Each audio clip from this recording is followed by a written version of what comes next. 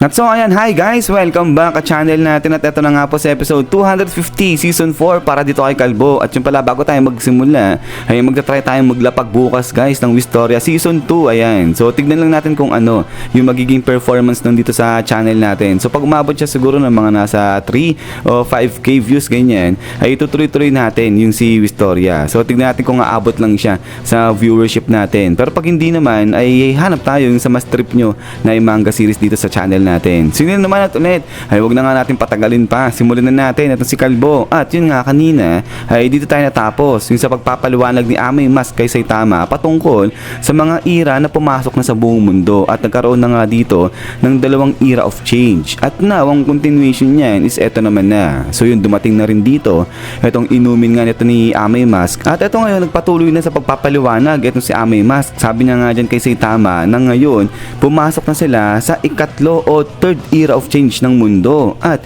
etong kinakaharap nilang problema ngayon, hindi na siya masusolusyonan sa pamagitan ng pagbabago nila ng environment. So kaya nga ang tanong ngayon ni Amay Mask dyan kay Saitama, sa tingin ni Saitama, ano ba etong pinasok nilang bagong era ngayon? At eto ngayon ay tingin-tingin lang dyan etong si Saitama hanggang dumating na rin etong inumin ni Saitama. At then na ito nga nagpatuloy na eto si Amay Mask. Sabi niya nga dyan na ang kinakaharap nila ngayon ay yung natural enemy na ng sangkatauhan at eto yung pagpasok na ng mga halimaw. So ito yung pagdagsaan na ng mga halimaw dun sa planet Earth at di lang daw basta-basta mga halimaw kundi mga high degree intelligent na halimaw. So ito nga tuloy ni Amay Mask na nung mga nakalipas na mga taon, rare occasion lang daw na nangyayari yan rare phenomenon kumbaga. Pero neto na recently ay hindi na raw ganun kasi tuloy-tuloy na nga raw yung pagtunog ng alarm, yung evacuation alarm para sa mga tao. So ibig sabihin, lagi-lagi na madalas nang ini-evacuate yung mga tao dahil nga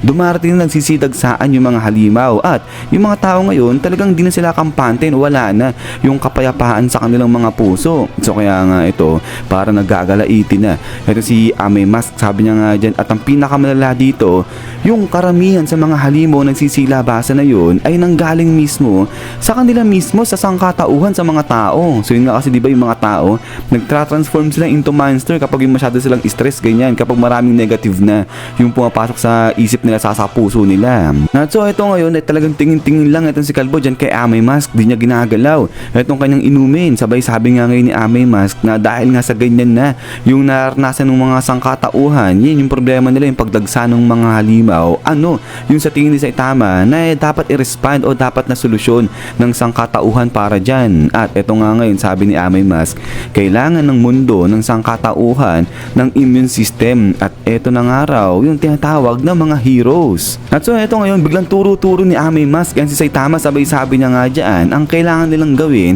ay i-increase o dagdagan yung mga capable heroes, pero kinakailangan may isa na magli-lead at mag-i-encourage sa mga hero na nga na yun, isang absolute charismatic hero, sabi niya ganyan. At eto nagpatuloy dyan eto si Amay Mask, sabi niya nga dyan yung pagsilang sa tunay na hero na nga na yun yung magdadala ng isang pagbabago o transformation sa magulong mundong to. At eto nga biglang sinabi na ni Amay Mask na ayan, yan yung magiging ni Saitama. At eto nagulat eto si Saitama, sabi nga dyan ni Amay Mask na nag-decide na siya gagawin niya into isang superhero na eto si Kalbo natin. So grabe, oo nga naman pala wala pang superhero dito sa mundo ng One Punch natin, mga hero lang yung tawag sa kanila. Pero yun nga etong si Amay Mask ay nag-decide na siya gagawin niyang superhero. Etong si Saitama, siya yung magli-lead dun sa sabi ni Amay Mask na mga capable na mga heroes. At so eto ngayon sabi nga ni Amay Mask na magtiwala lang daw sa kanya etong si Saitama at sumunod. At pagkatapos nga niya na eto biglang katahimikan muna rito sa dalawa, walang kibuan sila dyan. Pero maya maya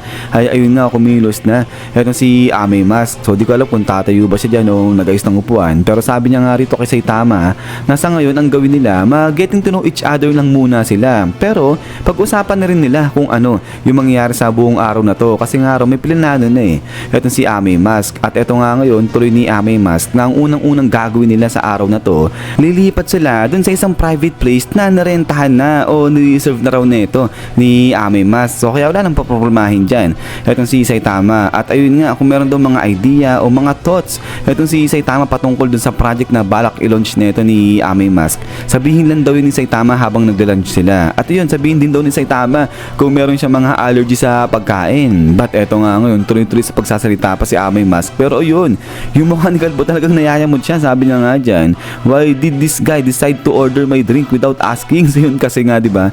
Cola yung sinabi ni Saitama na order niya, pero biglang binago ni Amay Mask. Hindi man lang siya tinatanong, sa ano lang, bigla-bigla lang. At yun nga tuloy ni Saitama dito, talagang nababother daw Etong si Saitama dito kay Amay Mask. Tapos ayun, di niya raw naririnig din kung ano yung mga sinasabi ni Amay Mask. Ibig sabihin yung mga paliwanag sa kanya ni Amay Mask. Lahat yun, di alam nito ni Saitama, hindi niya naririnig. Pero dito sinasabi nga ni Amay Mask, ito, yung mga bilog-bilog na nga mga dialogue box na nga na yan, na balak ni Amay Mask na i-abolish na yung S-class ranking. At maliban pa nga daw doon, ay gusto niya rin mag-provide ng mga gear para i-boost naman yung combat power ng mga class B na hero pababa. At mag-provide din ng mga magandang building, mga equipment ganyan para sa training programs nila. So sabi nga rito ni Amay Mask na secret lang daw to kaya wag daw ipagsasabi pa yan ni Saitama. Pero yun, maliban pa raw dito ay meron din daw siyang nakuha o magaling mag-research patungkol sa pagpapatubo ng buhok. Sabi niya ganyan, so balak na panglagyan ng buhok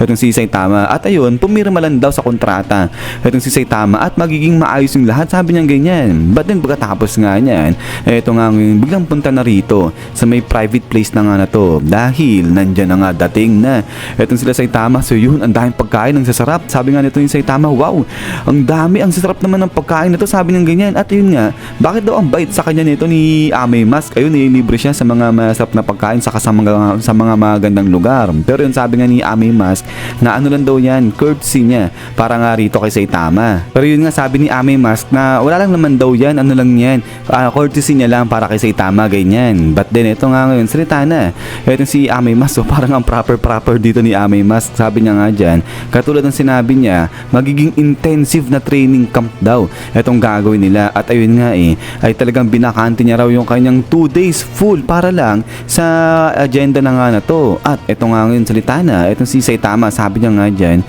ibig sabihin gusto mong mag-train kasama ako. Sabi niya ganyan. At so ito ngayon, biglang tayo si Amay Mask. Sabi niya nga dyan na hindi, wala siyang balak na makipag-training o makipag-sparring dyan kay Saitama dahil alam niya na raw yung patungkol sa combat power ni Saitama. Pero ang di niya alam ay kung ano yung tinatawag nga nila na value system nito ni Saitama at pati na rin yung kanyang pagkatao. So kaya nga dahil dyan, para daw ma-fully unlock yung potential nito ni Saitama bilang isang hero, ay ituturo daw ni Amay Mask lahat kay Saitama kung ano yung nalalaman niya. At eto nga ngayon, biglang hinatak na ni Amay Mask etong kanyang parang board, etong whiteboard. Sabi niya nga dyan, it's study time. Sabi niya ganyan. At din pagkatapos nga niyan, so hanggang dito lang ito sa episode 250 natin. At so ayan, so ang daming balak pala, ang daming plano nito ni Amay Mask at yung gagawin niyang superhero ayun si Kalbo natin. Pero yun nga guys, ay ulit maraming salamat sa panonood dito kay Kalbo natin at hintay lang para sa next episode nito. Sige naman, so lagi mag-ingat. God bless niyo lahat at kita-kits tayo ulit.